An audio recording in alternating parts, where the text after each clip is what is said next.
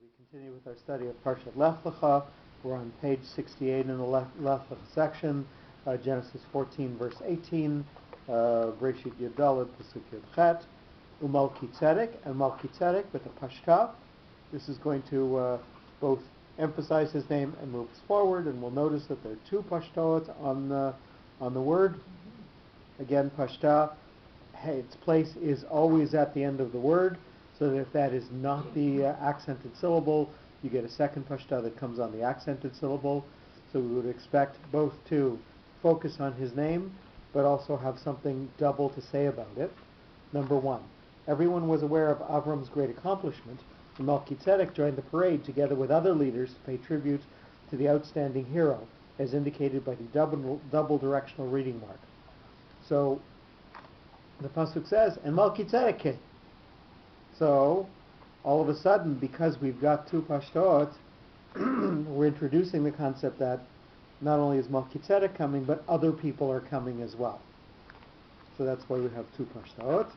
Melech with a munach, so this has a sharp demarcation, and moving forward from there, king, number two, he was king of a special standard. Besides being a political and administrative chief, he was also a spiritual leader of the state, Latin urbis praefectus, as shown by the shape of the reading mark. So he would be separated out from all of the other kings who we had talked about in the story before, in that he is not only a leader of a people, but he is also a spiritual leader. Shalem, of Shalem, with a two-part note, with a katon. This has a slight pause after it. Number three, he reigned over the city of Shalem, which was the original name of Jerusalem, where he established a bilateral system of political and theocratic rules, as pointed out by the bipartite shape of reading mark. So again, we have him fulfilling two roles, and therefore the city having this administration that has both of those roles in it, and that's why we have the two-part note to talk about the city of Jerusalem. We have some extra notes about that. And B, the city of peace and completeness, Ir Shalem. Shalem means whole or entire, and also from the root of shalom, peace, required a king with a sense of justice, Malki Tzedek, for mutual coordination. I'm not quite sure as to anything other than the fact that this is just a comment on what it requires to get a regime that would have peace and completeness. Sorry about that. So both I believe Balaturim and the Zohar point out that the words Melech Shalem, king of Shalem, if you take the first letters of each word, a mem and a shin, or if you turn them around, a shin and a mem, so this is somebody who's come from the roots of Shem, the son of Noach, and in fact, there are some of the midrashim that identify Melchizedek as Shem, the son of Noach.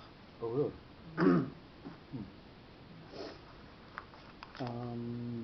Hotzi, brought out with a tipcha, so focusing us backwards on what we've said before, and pausing slightly afterwards. Brought out, number four, the gift for Abraham, which he brought out, was in recognition of his admiration for the, quote, field hero, and for his conduct, as referred backwards by the directional shape of the reading mark.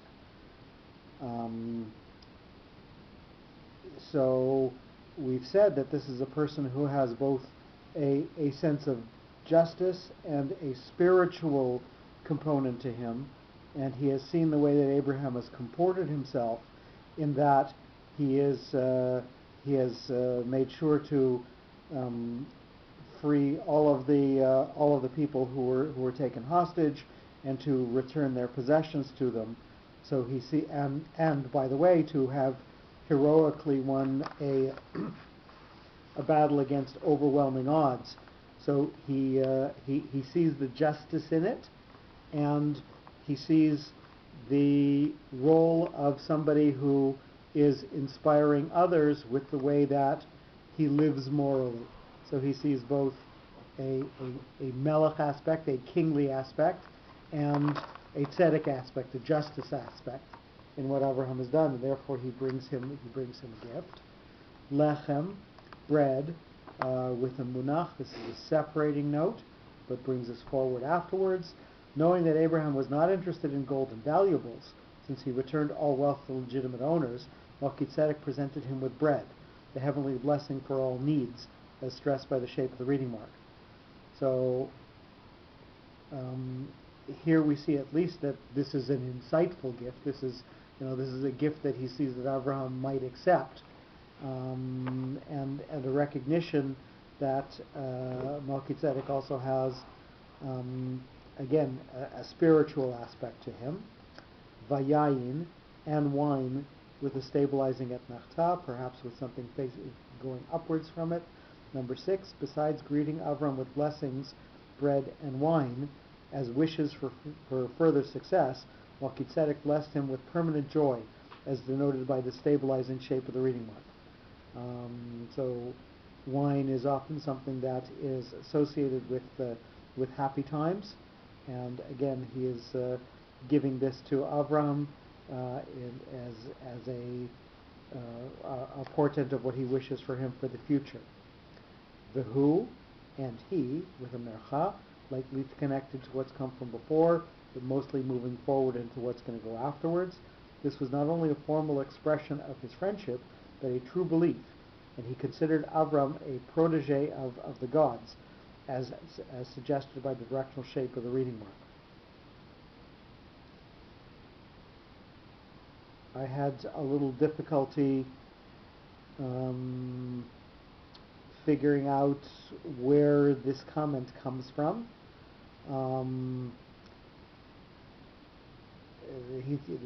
Again, this is certainly consistent with what we see here in the story, but it doesn't.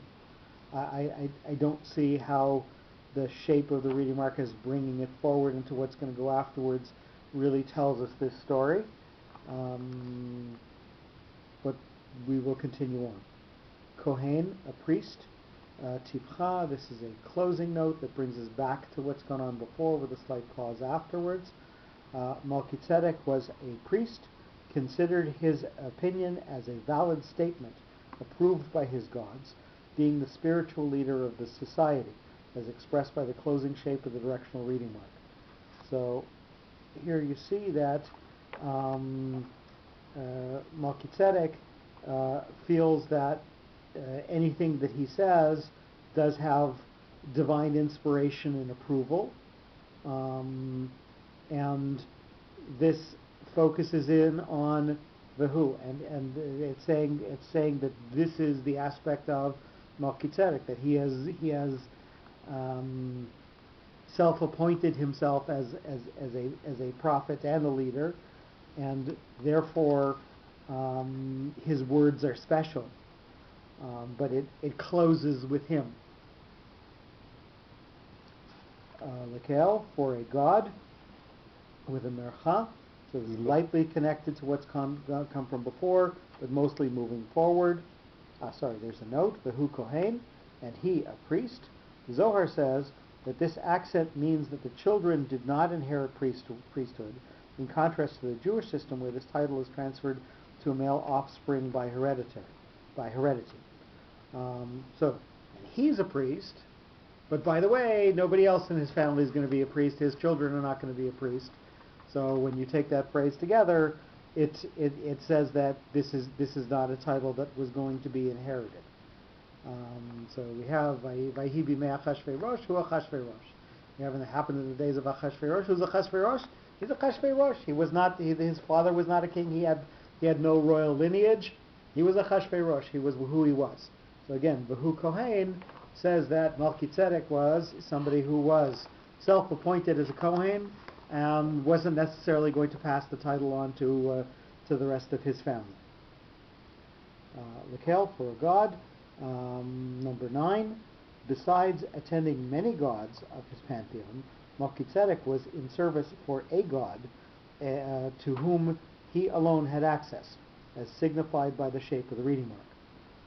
So this is going to tie it to the next word, and I think that's what he's saying by the shape of the reading mark. And because we have the light connection between the Mercha and what's come from before, that's where we get the concept of Melchizedek having a special access to the Kel Elyon. Last word, et nachta. Sof pasuk with the stabilizing concept of that, a supreme. Number 10, it was a supreme God above all others, with whom only he could communicate. And again, that gives it the stability that we get with the Sof pasuk. As we read through the sentence, we're going to notice that we separate out Melchizedek Melech Shalem. That first phrase sits alone to tell us the nature of Melchizedek, that he is self-appointed as both a ruler and a spiritual leader. Hotzi is what connects him to the story of Abraham, and again we see here that as it focuses back on him with a slight pause afterwards, it is also something that he's doing for self-aggrandizement. Lechem v'yayin, the gift that he gives to Avram, is something that is separated out by the pause that comes before it and afterwards. So the gift is one that Avraham would appreciate and accept, versus a monetary gift which he already saw that Avraham would not. So at least shows some of Melchizedek's insight and spirituality. V'hu Kohen, say again that those two words phrased together say that he is somebody who has the priesthood, but will not be passing it on. He's self-appointed, and it's going to end there. And Lekel Elyon, to the supreme God, which says that again Melchizedek has connection to the real God. Umalchizedek Melech Shalem Hotzi Lechem Vayayin V'hu Kohen Le'el Elyon. And we're at the bottom of page 68 in the corner. Vayavarachehu with a tipcha. This is a backwards focused note that will bring us back to what's happened before and pause slightly afterwards. The head priest acknowledged the great accomplishment of Avram, and he blessed him in the name of the supreme God with further achievements, as referred backwards to the end of the previous sentence by the shape of the directional reading mark. So he blessed him. How did he bless him? He blessed him Lekel Elyon. He blessed him to the one supreme God, the God that we're going to presume is the one that he felt Avraham would have respect for. Vayomar, and he said, with the stabilizing et nachta, he admired Avram's success, and he said that Avram was prone to be accepted by heavenly powers for total supervision, as indicated by the stabilizing shape of the reading mark. So in all of the acceptance that Avram has gotten from other people who have greeted him after the war, what we're seeing here is that there's not only a congratulations as a military leader, but there's also a recognition of Avram's spiritual accomplishment here as well, in the way that he's holding himself up as an example. Baruch with a mapach, so this is something that takes something and focuses it to a more narrow point. Number 3, as a result, he deserves to be blessed by all upper and lower avails whenever he would require it, as shown by the shape of the reading mark. So the blessing would come at the appropriate time, and it would narrow itself down and focus on Avram.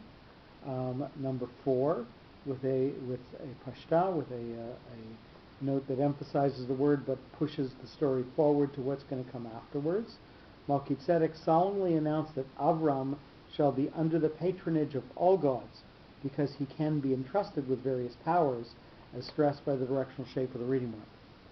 So, Avram now has his connection to the next word, which is the kel, for God, with a munach. So this is something that separates itself but moves forward.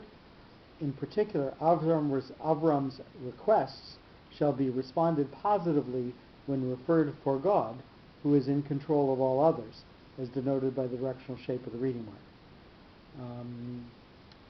And again, this connects to the phrase that we used before, Elyon, a supreme one, number 6, with a katon, a two-part note, one thing being a little higher than the other. Among all gods, Avram shall have a direct connection with a supreme one, and shall not have to consult or obtain permission from anyone else, as pointed out by the bipartite shape of the reading mark. So Avram is not going to be connected to, in Melchizedek's pantheon, the lower set of gods. He's going to be connected to the higher one. He's going to have direct access, and hence we have both the lower and upper part of the note. Koneh, possessing, number 7, with a tipcha. This is a backwards focused note with a pause afterwards.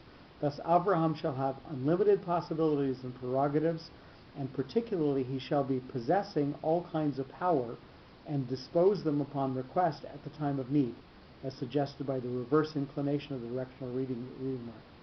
So what Avram will have is what will be granted by Kel Elyon. So Avram has access to the highest of the high as far as what spiritual things he'll be endowed with as well. Shamayim, heavens, with a mercha. This is lightly connected to what's come from before, but mostly moving forward to what's going to go afterwards. This omnipresence shall derive from all sources and energies of heavens, which are inexhaustible, as expressed by the directional reading mark. So this is going to move forward into whatever possibly can exist, both in the upper world, Shamayim, Va'aretz, and earth, with the stabilizing sof pasuk. Thus heavens and earth shall render to Avram its forces by full vigor for maximal use. And again, I don't see where the concept of it being full vigor or maximal use comes into the sof pasuk, other than that this is a stabilizing note, because we had the word before koneh, the one who possesses, or the one who has mastery over, then presumably Avram would be blessed with everything that Kel Elyon had mastery over, which is everything that there is. Yeah, so this is what Melchizedek is Blessing him Abraham with, bestowing him, but who is he to be the one to endow Avram with this? Like, so we said in the introduction to the last sentence that he is somebody who is not only a physical leader but a spiritual leader. So right. We've come across somebody who's got a spiritual connection, and he's saying, I've got a whole host of gods that I communicate with, and Avram, by the way I'm blessing you that you are going to be the one who's got interaction with the highest of the high. Right. So is Avram standing there like, oh, give me a break, you're just a mortal, you can't be the one to bestow any of this on me? Like, well, he seemed happy enough. Give the mice, or never mind. So the first thing is that you have to take people for who they are, and Avram, in being somebody who is going and literally proselytizing, telling people, listen, I've got something new to tell you about the way the world is and how things are, certainly would hear from somebody what they have to say, and then he would try to refocus it. I'm forgetting if it's the Midrash or the Zohar. One of them says that this is the point at which Melchizedek loses his priesthood and passes it on to Avram. Why? Because who does he bless? He blesses Avram, and then aggrandizes God. So what's the order is wrong, right? We say Baruch Atah Hashem Elokeinu Melech Haolam. We talk about God first, and then we talk about what He's done for us or what He's going to do for us. So Melchizedek has it backwards. Melchizedek's focus is on this world, not on the spiritual, and we see that by him saying Baruch Avram. He says Avram first, Mikel Elyon. He says to the supreme God second. So he blesses God second, blesses Avram first, and this is the point at which he loses his right as a spiritual leader to Avram, who is trying to teach him the exact opposite. So Avram again is identified as Avram Ha'ivri, the one who stands on the exact opposite side of the way that everything else in the world is being arranged at the time. He's the one who's on the other side, literally. And here we see perhaps the highest spiritual leader of the time. And Avram, again, acts as a counterfoil to him by being the exact opposite.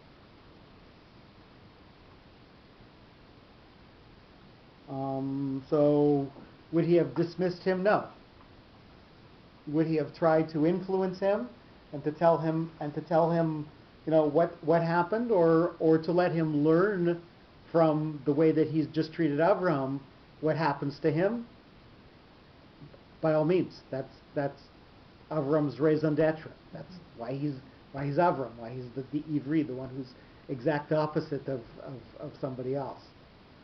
So when you add that, that commentary, that this is where Melchizedek loses it, I think by all means he would have listened to him. Wouldn't have dismissed him at all.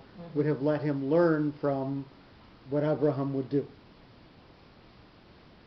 Okay, so again, Baruch Avram Lekel Elyon Kaneh Shamayim Va'aretz is what this sentence says, and it's going to read you the next sentence, Uvaruch Kel Elyon, and bless God.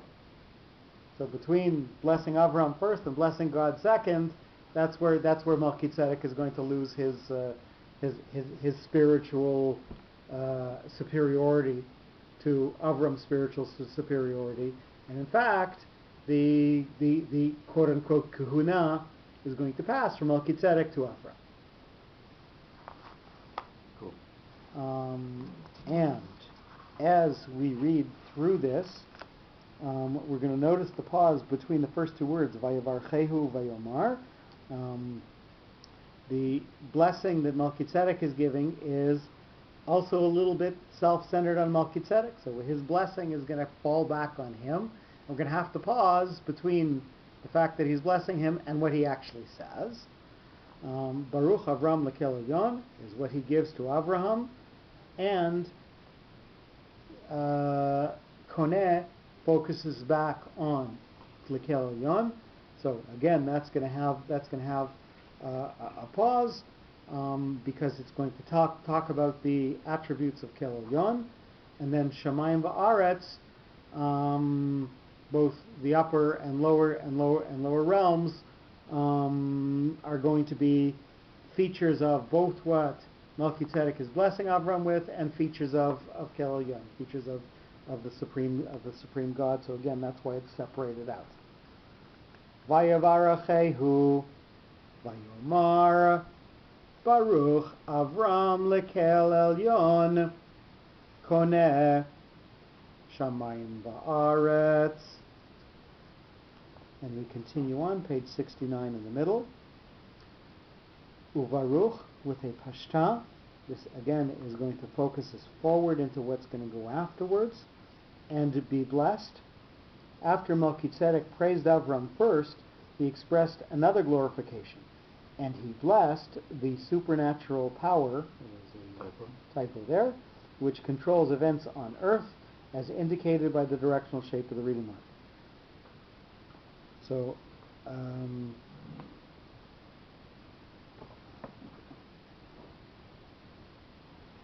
the connection to on earth, I think, comes from the last word of the last sentence, va'aretz, but usually that's not a feature of a pashta. So again, I wasn't quite sure what he was saying. What he was saying here, I understand the concept of he was trying to say that we're going to give a heavenly blessing to Abraham because God intervened on earth and gave him the victory. But I don't necessarily see the connection between the two words. Kel, God, with a munach, so this is a pause or a demarcation between what's come from before and moving forward into what's going to go afterwards. By mentioning God as the supernatural powers, Melchizedek included all idols of this polytheistic belief being in charge of limited functions, as shown by the shape of the reading mark. So he's separating out Kel Elyon from all of the other gods in his pantheon. Elyon with a katon, a two-part note, a supreme, number 3. Among his idols, Melchizedek singled out a supreme one who was in control of the others, as pointed out by the shape of the bipartite reading mark. So again, two-part note with one part being higher than the other. So we're saying that there's one God who is bigger and better or more inclusive than all of the others. Asher Migain, who delivered with a mercha, lightly connected to what's come from before, but mostly moving forward into what's going to go afterwards. That God who was supposed to be in charge of life, and he was watching all prisoners with each one that he delivered for redemption, as stressed by the directional shape of the reading mark. So he's attributing what Avram did to an act of God as well. So he's connecting those two.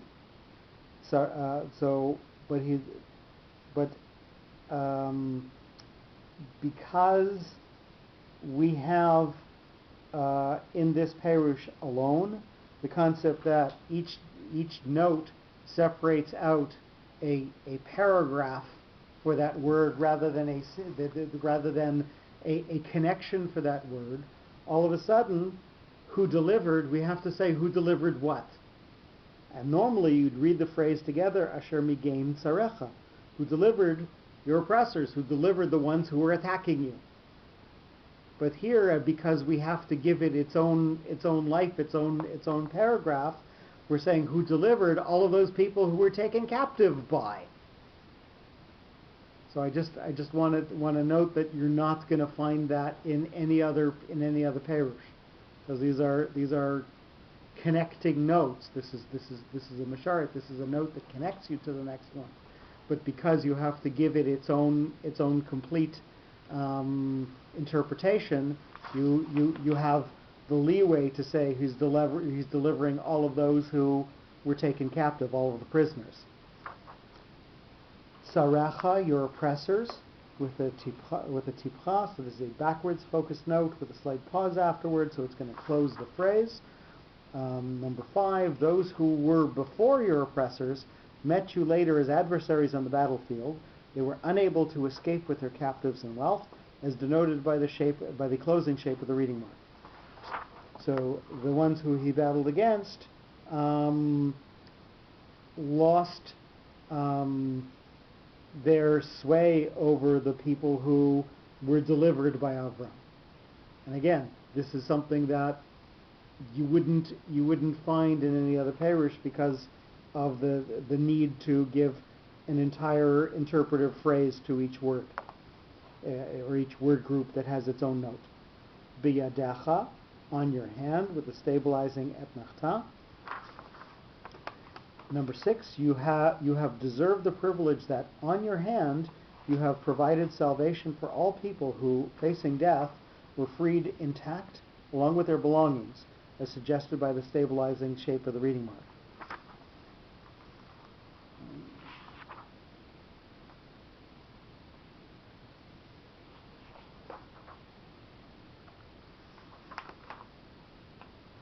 On you hand. Is that what it says here as well? No. Okay, so that's a typo here as well.